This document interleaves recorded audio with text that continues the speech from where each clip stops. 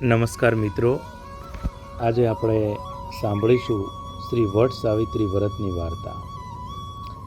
જેઠ માસ આવે, સુદ તેરસ આવે, બસ આ દિવસથી જ વટ સાવિત્રીનું વ્રત લેવાનું. તેરસથી પૂનમ સુધી 3 દિવસે પૂરું થાય. સવારે નાહી ધોઈ કાચા સૂતરને લઈ અબીલ, ગુલાલ, ચોખા, કંકુ લઈ અને વડની પૂજા કરવી. સૂતરના તાંતણા હાથમાં રાખી અને વડની પ્રદક્ષિણા કરવી. 3 દિવસ નકોરડા ઉપવાસ કરવો, પછી સાવિત્રી માનું પૂજન કરવું. આમ 5 વર્ષ સુધી આ વ્રત કરવું. 1 વર્ષમાં 12 પૂનમ આવે. અધિક માસ હોય તો 13 પૂનમ આવે. આ 12 પૂનમ ઉપવાસ કરવાનો અને વર્ષના અંતે 12મી પૂનમે ઉપર બતાવ્યા મુજબ વડનું પૂજન કરવું જોઈએ. હવે હું તમને વાર્તા કહું છું, જે તમે સાવધાન થઈને સાંભળો. અશ્વપતિ નામનો એક રાજા હતો. તેની રાણીનું નામ માલવી હતું. અને આ બેઉ રાજા રાણી ભક્તિવાન, દયાળુ અને દાનેશ્વરી હતા. પ્રભુ કૃપાથી તમામ લૌકિક સુખોથી સુખી હતા. તેમ છતાં રાણી મોલવી હંમેશા ઉદાસ રહેતી.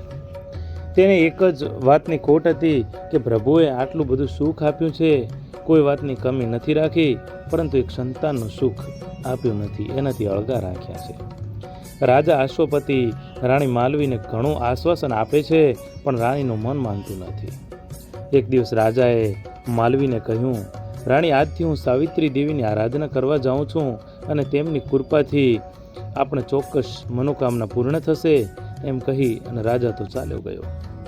દૂર દૂર જતાં એક જંગલ આવ્યું છે અને એ જંગલની એક જગ્યાએ રાજાએ આસન જમાવ્યું છે અને તપ કરવાનું શરૂ કર્યું છે. રાજાની શ્રદ્ધા અને ભક્તિથી એક દિવસ સાવિત્રી માં તેની સામે પ્રગટ થયા અને રાજાને કહ્યું કે હે રાજા, તારી શું ઈચ્છા છે તે હું જાણું છું, પણ મારા તને એટલું જ કહેવું છે કે તારા ભાગ્યની અંદર સંતાન સુખ નથી. તેમ છતાં તારી શ્રદ્ધા અને ભક્તિથી મને ખુશી થઈ છે, માટે જા, તારે ત્યાં એક કન્યાનો જન્મ થશે, એમ કહી આશીર્વાદ આપી અને સાવિત્રી માતા તો અંતર્ધ્યાન થઈ ગયા છે. રાજાને તો હરખનો પાર નથી રહ્યો. તે તો આનંદ પામતો પોતાના મહેલે આવ્યો છે. રાણીને બધી વાત કહી. સમય જતાં કંઈ વાર લાગે છે. 9 માસ પૂરા થયા છે. રાણીને ત્યાં એક સુંદર કન્યાનો જન્મ થયો છે. રાજા અને રાણીએ આ કન્યા સાવિત્રીના આશીર્વાદ મળે હોવાથી તેનું નામ પણ સાવિત્રી રાખવામાં આવ્યું છે. સાવિત્રી તો દિવસે ને દિવસે મોટી થવા લાગી છે. દિવસે વધે એના કરતાં રાત્રે વધે, ને રાત્રે ન વધે એટલી દિવસે વધે છે. જોતજોતામાં રાજા તેના લગ્ન કરવા માટેના વિચાર કરવા લાગ્યા છે. એક દિવસ સાવિત્રીને કહ્યું, બેટા, તું ઉંમર લાયક થઈ ગઈ છે, છતાં આજ સુધી રાજ્યમાંથી તારા માટે માંગવું આવ્યું નથી, તો મારી ઈચ્છા છે તું તારે યોગ્ય વર શોધીને લગ્ન કરી નાખ. પિતાજીની ઈચ્છાને માન આપી અને સાવિત્રી દેશાટન કરવા નીકળી. પતિની શોધમાં ફરતા ફરતા ફરતા એક જંગલની અંદર, જ્યાં રાજા ધૂમ્રસેન અને તેની રાણી શેષ્યા તથા પુત્ર સત્યવાન રહેતા હતા, તે આવી પહોંચી. ધૂમ્રસેન આંખે અંધ હતો.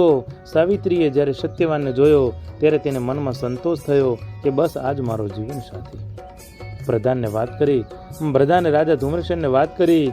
સાવિત્રીએ સત્યવાનને સમજાવ્યો અને મનથી સત્યવાનની પોતાના પતિ માની અને પ્રધાન સાથે ઘરે પાછા ફરી અને પોતાના પિતાને સર્વે વાતની જાણ કરી અને પોતાની ઈચ્છા બતાવી.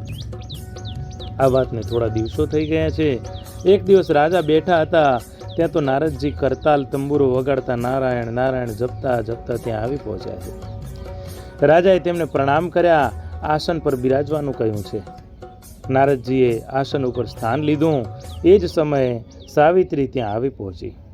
તેથી પણ નારદજીને પ્રણામ કર્યા અને નારદજીએ સાવિત્રીને પરણાવવા બાબતે રાજાને પૂછ્યું. ત્યારે સાવિત્રીએ જ નમ્ર ભાવે પોતાની વાત કરી.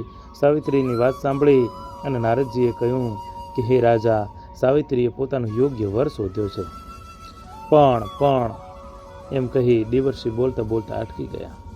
કંઈ છે જરૂર, આપ જો નહીં કહો તો મનમાં ઉચાટ થશે, માટે સત્ય વાત જણાવો દેવર્ષિ. રાજાએ હું દેવર્ષિને કહ્યું છે. સાંભળતા જ રાજન ધૂમ્રસેનનો પુત્ર સત્યવાનનું આયુષ્ય પણ ઘણું ટૂંકું છે.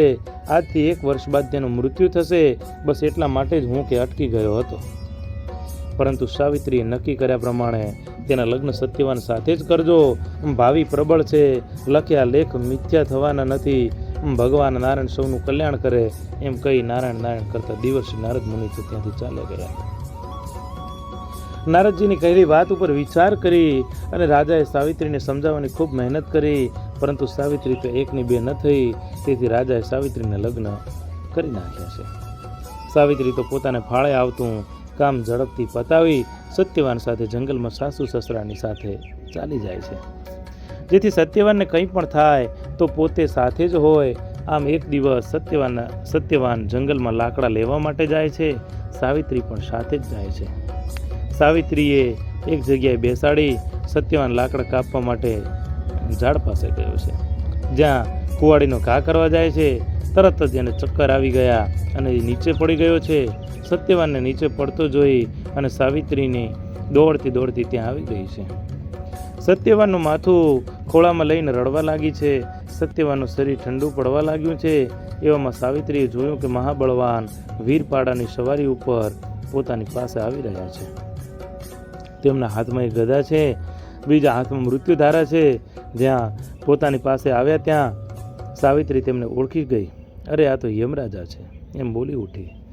યમરાજા, હું તો તમને જાણું છું કે માનવીના પ્રાણ લેવા તમારા દૂતો આવે છે, પરંતુ તમે આજ કેમ વધારે, એનું કારણ શું છે? સાવિત્રીનું આવું વચન સાંભળી અને યમરાજ બોલ્યા કે બેટી, સત્યવાન એક સત્ય પુરુષ છે, નીતિવાન ધર્મિષ્ઠ છે, માટે તેના પ્રાણ લેવા માટે મારા દૂતોનું ગજું નથી, તેથી હું આવ્યો છું.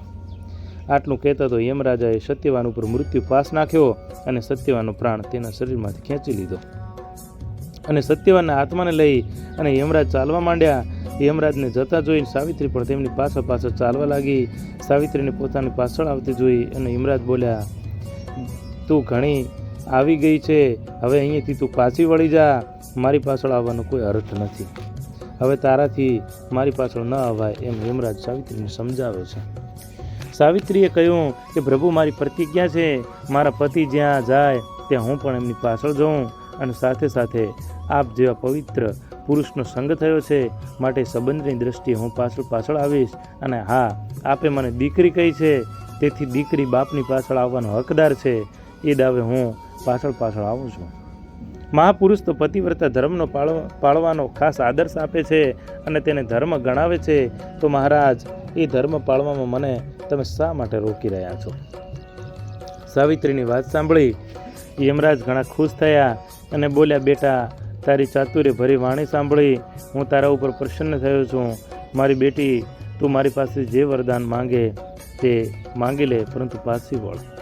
ખરેખર મહારાજ, જો આપ મારા ઉપર પ્રસન્ન થયા હોય તો હું માગું છું કે મારા અંધ સસરાને દિવ્ય ચક્ષુ મળે, તેમનું આંધળાપણું દૂર થાય. સાવિત્રી એવું બોલે છે. તથાસ્તુ બેટા, હવે તું પાછી વળી જા, એમ કહીને યમરાજ ચાલતા થયા. પણ થોડે દૂર ગયા અને પાછળ જોયું તો વળી પાછી સાવિત્રી તેમની પાછળ જ આવતી હતી. તેને જોઈ અને યમરાજે કહ્યું, દીકરી, આગળ જતા રસ્તો ઘણો કઠણ છે, તેથી તું પાછી વળી જા. પરંતુ યમરાજનું આવું વચન સાંભળીને સાવિત્રી કહે છે કે ભગવાન, આપનું જ હોય તો મારા સસરાનું ગયેલું રાજપાટ તથા સુખ સાહેબી પાછી મળે. મારા પિતાને પુત્ર નથી, તો તેમને પુત્રની પ્રાપ્તિ થાય એવું વરદાન આપો.